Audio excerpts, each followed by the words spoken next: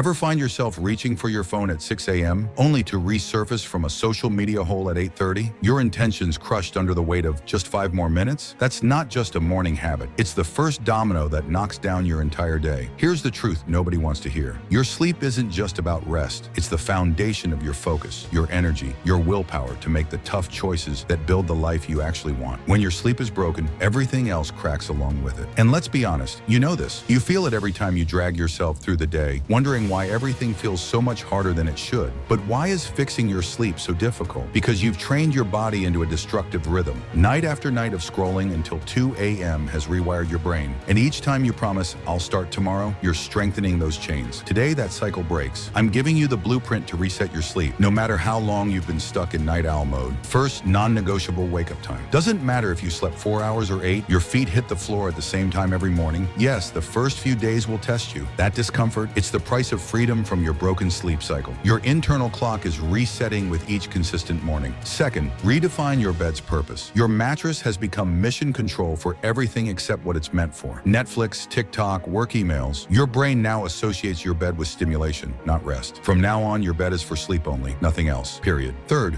create a digital sunset. 1 hour before sleep, your screens go dark. That blue light flooding your eyes is telling your brain it's still daytime when you need to be powering down. Replace scrolling with something analog. Read, journal, breathe. Give your mind permission to slow down. This isn't just about feeling better in the morning. This is about reclaiming control of the first battle of your day so you can win all the others. The quality of your sleep determines the quality of your life. What choice will you make tonight?